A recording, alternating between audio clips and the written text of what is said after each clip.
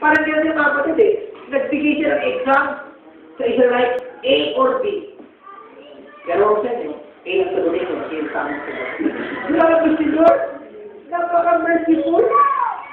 Di ba pinapili na eh. Kaya sabi niya, ito piliin mo kasi mas maganda to. Grabe si Lord. Ngayon, kung pumili ka na sa B, problema ka na. O parang gano'n yan, pagpasok mo ng room, exam kayo. Isang tanong lang ang ating exam ngayon. O, piliin mo, buhay o mamataya, pagpapala at sumpa. So, sa yung blackboard, nakalagay dyan, letter A. Yan ang sagot. Okay? Exam. Mga kapatid, pag sumugot mo pa ng iba, may problema ka na. Ang laki na nakalagay A. Sabi ni Lord, therefore, choose life. Amen.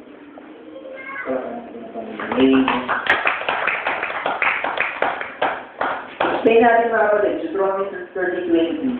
Sabi niya dito, that may love the Lord thy God, that you may obey His voice, and that you may cleave unto Him. Sabi niya, for He is thy life and the length of thy days. Sabi ng Bible, siya daw yung buhay at haba ng iyong buhay. Sino daw? He. Ibig sabihin, pati yung life, longevity is a person. Amen? Kaya ako naniniwala mga kapatid eh. No? I declare it and I believe mga kapatid. Makikita ko kayo mga kaupong apuhan ko. Yung declaration ko eh. Kasi same life natin in the length of days. Diba? Oh. Pero gusto mo makaga, makita na ngayon ito. Pero kung yung ako mapagmakaga. Kasi gusto ko makikita ako mo ito eh. Amen. Kaya pag ako nag-wish yung mga seed ko, mga kapatid, alam niyo ba yun? Sinay ko na tayo before, even your seed, sabi ng Bible, will be blessed and will be mighty. Sa Hebrew, yung mighty, gibor. Ano yung sabihin ng gibor? Champion, successful. Imagine pa ako ng Diyos, yung mga anak daw natin will be champion, will be successful. Oh, hindi ba kayo na yan, na-excite? Pag kayo mga anak mo, grabe, mga champion pala, mga successful pala. Kasi ba, mga ng Diyos yun eh. Amen? Oh, tulad ngayon, wala pa tayong gold sa Olympic. Oh, eh baka pag nagalak na tayo, lumaki na, sila ang makakuha ng mga gold para sa atin. Bakit? They will be mighty in the land. Sabi na, siya na rin mo. Oh, kaya di ba nanalo? Sina, yung pardon po ni Sina, no? Grabe, no? Ang buhay hindi sa akin Sina, naalala ko niya. Baptism na rin eh. Turning point talaga namin yun, ha? Kasi nakita namin kung paano kung gano'n ang buhay ng Sina. Wala na eh. Tipid ko ngayon ang Panginoon. Bakit? May purpose pa nga tuloy. Amen? Gusto man siyang nakawin, hindi siya mananakaw. Bakit siya may purpose pa sa Lord? Sa buhay ni Sina. Ganon din ikaw. Kaya nga buhay ka pa eh. Kaya nga malakas ka pa eh. Bakit siya may purpose ni Lord? Sa buhay mo. Amen? At hindi pa siya tapos. Nagsisimula pa lang siya. Still God. So our life is a person. Apart from this person, wala life. Basta nga ni Lord, I am the way, the truth, and Life. pero sinabi ni ng Father ng Diyos, choose life. So, sinasabi ng Diyos, choose Christ. Kasi yung life eh. Kaya when you have life, when you have Christ, may life, saka may blessing. O, pag wala naman kay Christ, may death, saka cursing. Ganun lang yung mga kapatid. Amen ba? So, we must be joyful. Bakit? Kasi we have Christ eh. Amen ba? Kaya wala tayong i-expect sa araw-araw, every moment, every year. Ano yun? Kung paano tayo magpapalayan natin. Yan ba mga kapatid? Palapan natin ba? Kaya ko na Sunday, nakakitip kami. Doon ako nag-preach. Nung sumay kami ng tricycle, kung siya pala pinagpalay, yan na. No. Kung siya sa ipit, ay, ang piyot. Kasi nakagipil pala yun. Pero God sa good God, nagkaroon tayo ng declaration doon. Ano? Pinagpala. Hindi sila gipit. Pinagpala. O, nakita mo naman kung paano sila pinagpala doon. O, sa loob ng 2 taon na ito, mayroon sila church, o, diba? O, ngayon, mas na-school sila, diba? O, na-school pa sila, o. Bakit? Sila pinagpala, eh. Diba? Tama ba, eh? Kaya na-teach na ako doon, grabe. Sabi ko, Yun ang pangalan nyo, yun kayo. Pinagpala. Tayo naman, Moriah is a place of worship, a place of obedience. Alam nila yung mga kapatid. Doon, inalay ni Abraham si Isaac sa Mount Moriah.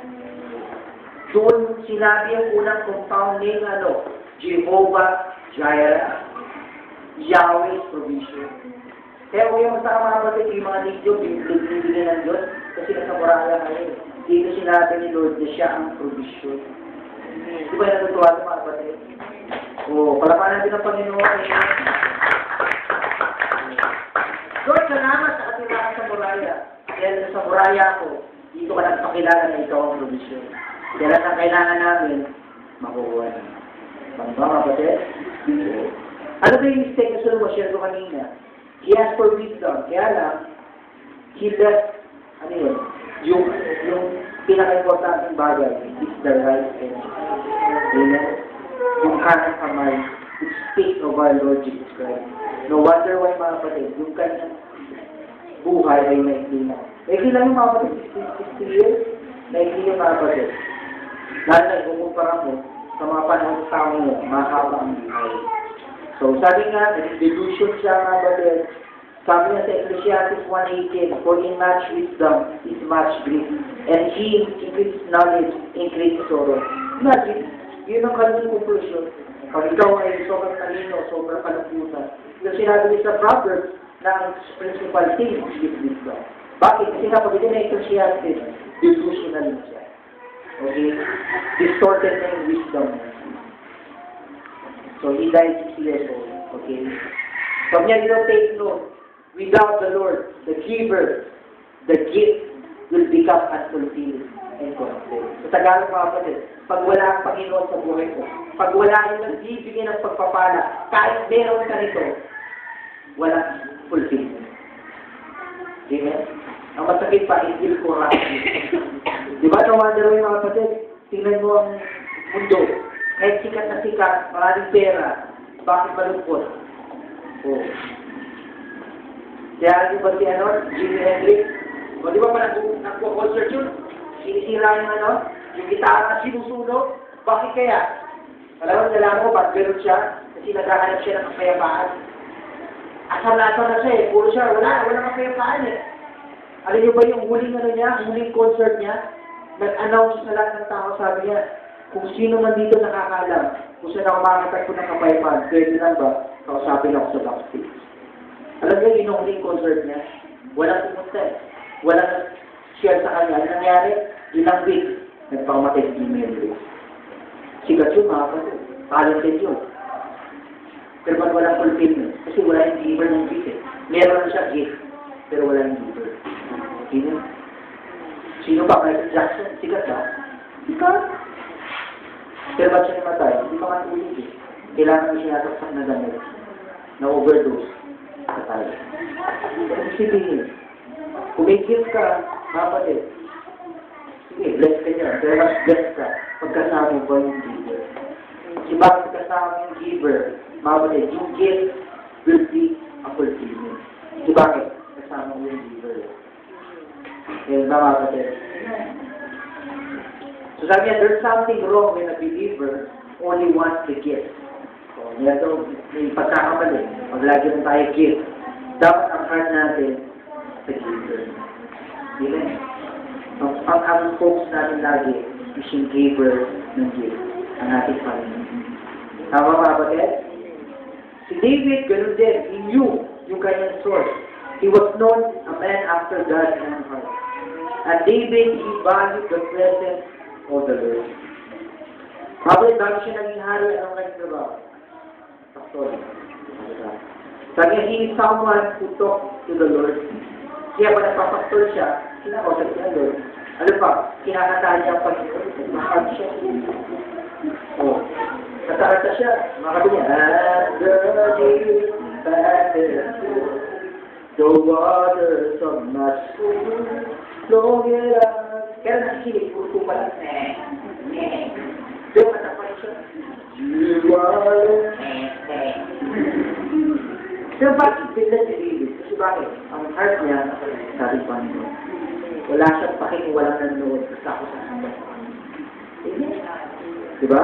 Kaya may mga gifts sa music, okay lang, kahit walang nanonood. Ang maganda si Lord ang nakakita sa'yo. Eh, nagbababatid, you don't wonder why, you like to be here.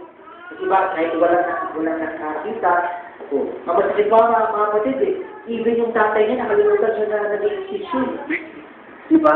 Nung i-amit na ng sabi niya, pumunta ka kay Jeffy, sa anak niya, yung susunod na hari. Pumunta si Prophet Samuel.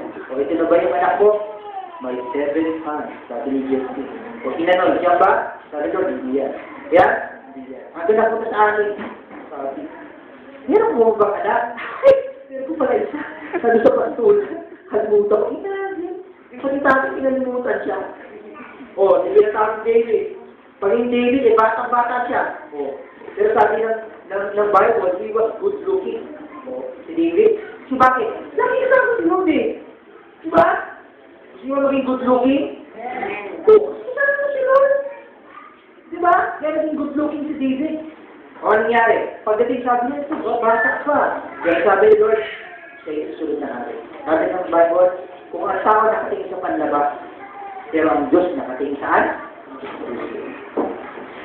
Ano yung good news sa ating mga balik? Ngayon sa New Covenant.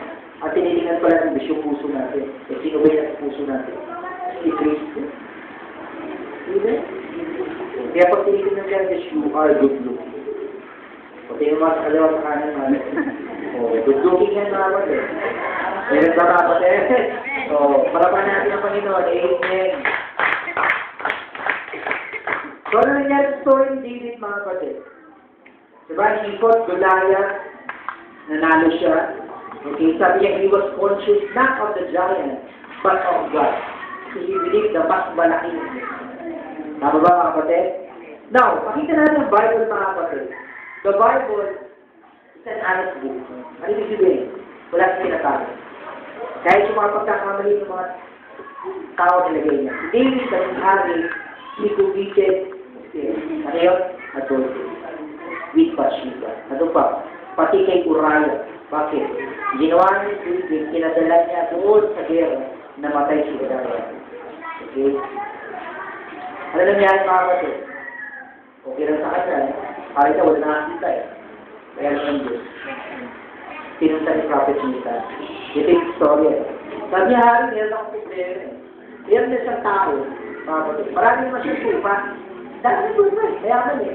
Kaya lang, yung kapitbahay niya, may isang tupa na lang eh. Kapag kinuha pa yung isang tupa na yun, at kinain niya, at kinangkita niya, ay sabi ni David, grabe yan ah. Dapat yan mamatay. Sabi ng Prophet Nathan, ikaw din. Diba? Ang nangyari, ito yung magandang prayer ni David. Sabi ni David, the Psalm 51 Lord, against you, O Lord, against you. Kaya lang kapatid yan. Ang sabi niya, O Diyos, kayo na ako nagkasala. Sabi na, hindi. Nagkasala sa Uriah, nagkasala sa Bathsheba. Pero ang sabi niya, Lord, kayo na ako nagkasala. Bakit? Alam niya, ang matataktan, isang Lord. Hindi. Siya laging puso niya, happy Panginoon. Kaya ba kapatid? So, ano sabi niya? Dito sumikat yung kanyang magandang prayer. Okay? Sabi niya, he was conscious, no? On the earth, ang ating Panginoon. You take not your presence from me. Ika na yan before, di ba? Cast me not away from your presence, O Lord. And take not thy Holy Spirit from me. Restore unto me the joy of thy salvation. Bakit pa ganyan yung kanyang prayer? Sabi niya, Lord, huwag mo naging presensya mo. Bakit? Kasi yun ang nagpala yung presensya mo. Amen. Pero anong good news again sa atin, mga kapatid? Kasi nung pala ni David, yung presensya ni Lord, conditional. So, moment you sin, maalis ang presensya ng David. Pero we are so blessed talaga, mga kapatid. Bakit? Kasi minsan, kaya nag-feel tayo, si Lord yung tayo. Kaya panahon niya, nagsabi niya, I will never leave you or forsake. Diba? Kaya dapat sa isipin ko, secured ka na kahit anong mangyari sa akin. Amen? Oo, kapatid, tama? Palaman natin ang so, kasi yung Panginoon dapat ikaw, He wants you to have fellowship with Him. Kasi lagi siya kasama eh. Mahal ka ng Diyos. Amen? Gusto niya na magkaroon siya ng relasyon sa'yo. Hindi siya nag-respect sa sinong tao. Amen. Ano man ang past mo, wala siyang pakialam. Ano man ang present mo, wala siyang pakialam. Ang gusto niya magkaroon siya ng relasyon. Kaya pa kapatid, embody present. For our conclusion about it, number 1, ito yung sinabi ko, Christianity is not a formula. Kapatid ko, meron tayong e-formula yan. Kailangan magkaroon tayo ng formula. Relasyon sa atin. Cultivate natin yung presence niya. Bakit? Lagi natin sa atin. Sabi ng Bible, God so loved the world, He gave His Son para kayo. Para ano, lahat mga kapatid matatanggap natin dahil kasama natin yung anak. Tama mga kapatid, the Lord being with you, or being with us, yun lang ang kailangan natin. Because the Lord Himself is the one who blesses you. His righteousness, holiness, success, victory, favor, provision, healing, wisdom. Amen? Kaya tambangin ito dahil sa atin. Amen? Sabihin mo nga kapatid. Kapatid. You are blessed. You are blessed. Amen. Amen. Para natin ang Panginoon. Kahit kayo bubuhat, natin na namin.